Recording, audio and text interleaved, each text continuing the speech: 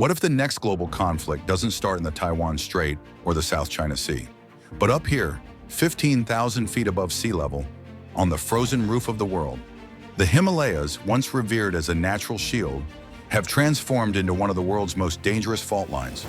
A high-altitude chessboard where India and China, two rising nuclear giants, maneuver with breathtaking precision and chilling uncertainty. This is TubeGeo, and today we decode the dangerous, strategic, and often misunderstood front lines of the Himalayan standoff. Few borders in the world are as ambiguous or as dangerous as the line of actual control between India and China. The origins of this dispute are embedded in colonial history. British India attempted to formalize borders that had never existed in local traditions. The McMahon Line, drawn during the 1914 Simla Convention, defined the eastern sector. But China, absent at the negotiating table and viewing Tibet as lacking the sovereignty to sign treaties, has never recognized it. In the west, it was even murkier. The Johnson Line, supported by India, placed Aksai Chin within Indian territory. China's McCartney-MacDonald Line, meanwhile, excluded it. These conflicting maps became a geopolitical time bomb. After independence in 1947, India inherited these lines. China, fresh from civil war and revolution, consolidated Tibet, and with it, its border claims. In the 1950s, China constructed the G219 highway through Aksai Chin, connecting Tibet to Xinjiang. India only discovered it after the fact, a revelation that shocked New Delhi and fueled mistrust. The 1962 Sino-Indian War broke out soon after. India was unprepared and suffered major losses. The Chinese army withdrew from Arunachal but retained Aksai Chin. Since then, the line of actual control, or LAC, has functioned as an undefined de facto boundary, one with no mutual agreement on its precise location. This is what makes it uniquely dangerous. Both sides patrol up to their perceived LAC, often overlapping, causing frequent standoffs, and sometimes deadly clashes. At over 15,000 feet, the Himalayas impose a unique military reality. The mountains shape the strategy. On the Chinese side lies the Tibetan Plateau, a vast high-altitude tableland offering relative ease in infrastructure development. China has spent decades creating a robust network of roads, high-speed rail, and airfields across Tibet. India's geography is far more complex.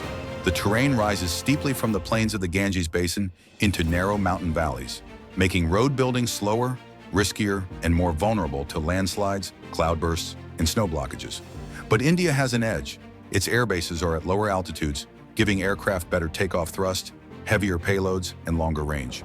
In contrast, Chinese fighters operating from high-altitude bases lose performance due to thin air. Infrastructure isn't just about defense, it's about deterrence.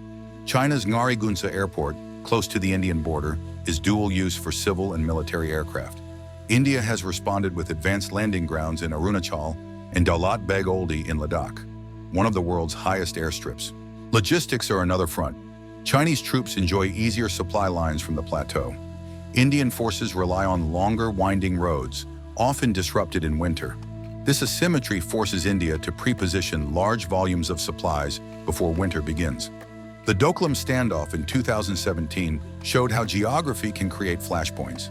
China's road building in Bhutanese territory, perilously close to India's Siliguri corridor, a narrow land link to the northeast, prompted Indian intervention. A road here threatens to sever India's access to 7 of its own states.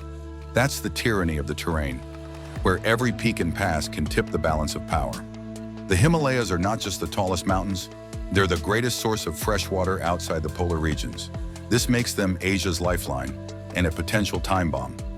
Rivers like the Indus, Brahmaputra, Ganges, Mekong, Salween, and Yangtze all originate in Tibetan glaciers and high-altitude lakes.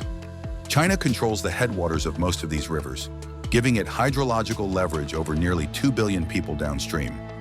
Nowhere is this more contentious than the Brahmaputra River, which originates in Tibet as the Yarlung Tsangpo. As it curves around the Himalayas at the Great Bend, it plunges into India's Arunachal Pradesh and flows into Assam.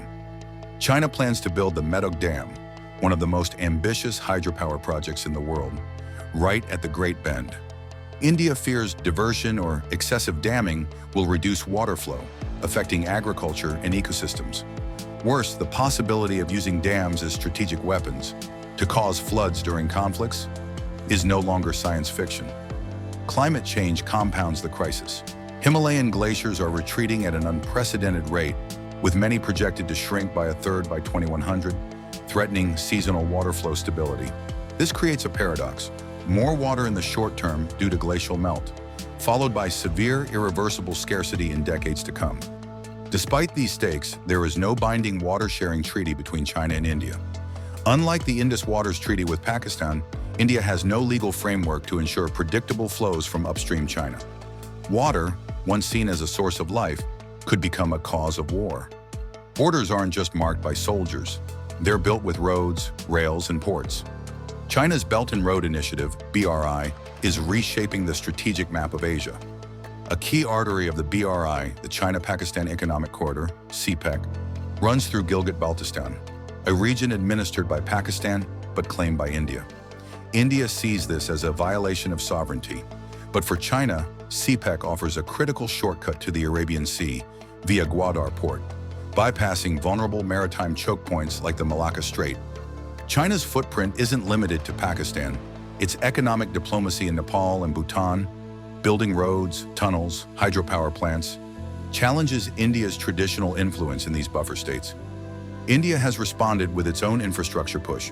Projects like the Sela Tunnel, Arunachal, Zojila Tunnel, and Shinkula Tunnel are engineering marvels designed to allow all-weather troop movement to forward areas. The Nimu-Padam-Darsha Road will offer a vital alternative to the Srinagar-Leh route, ensuring Ladakh is never cut off, even in winter. But there's more than just roads. India is fast-tracking fiber-optic connectivity, solar-powered forward posts, and cold storage bunkers to make its deployments more sustainable at high altitudes. Infrastructure isn't a response anymore. It's a race, and it's happening under the harshest conditions on Earth. What happens at 15,000 feet above sea level now echoes across oceans and continents. As India and China grow, their ambitions have gone global. India has joined strategic alliances like the Quad with the US, Japan, and Australia, focused on keeping the Indo-Pacific open and free. Military exercises like Malabar are more frequent. Shared intelligence, naval coordination, and joint drills reflect rising strategic alignment. Meanwhile, China is strengthening its presence in the Indian Ocean region, building ports in Sri Lanka, Myanmar, Djibouti, and of course, Pakistan. The Himalayas may be landlocked, but their ripple effects can disrupt sea lanes, supply chains, and stability far beyond Asia. A major Himalayan escalation could derail global markets, spark refugee crises, and draw in powers like the US and Russia. The world is watching the Himalayas, not just as a border dispute, but as a test of whether two rising superpowers can coexist without confrontation. Mountains have long been symbols of permanence, but here, everything is changing.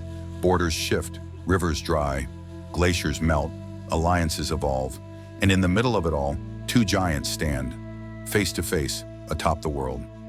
This is not just a local dispute.